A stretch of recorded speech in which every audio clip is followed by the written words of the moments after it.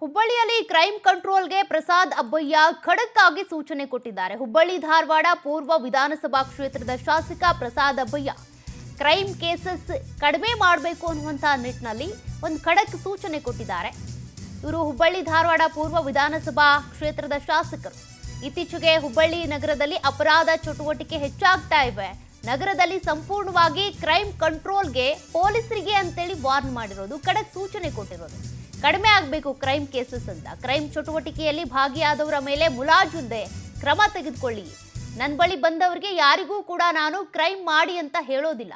ಹಾಗೇನಾದರೂ crime ಮಾಡಿದ್ರೆ ಅಂಥವರ ಮೇಲೆ ಮುಲಾಜಿಲ್ಲದೆ ಕ್ರಮ ತೆಗೆದುಕೊಳ್ಳಿ, ಯಾವುದಕ್ಕೂ ಮಣಿಬೇಡಿ ಅಂತ ಹೇಳಿದ್ದಾರೆ.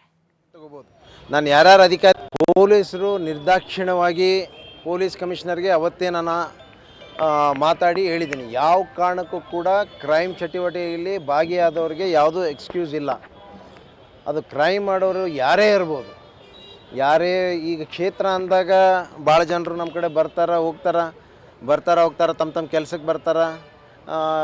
ಈ ಪ್ರತಿಯೊಬ್ಬರು ಕೂಡ ಬೆಳಗ್ಗೆದ್ರೆ 108 ಜಾತಿ ಜನಾಂಗ ಎಲ್ಲರೂ ಬರ್ತಾರೆ.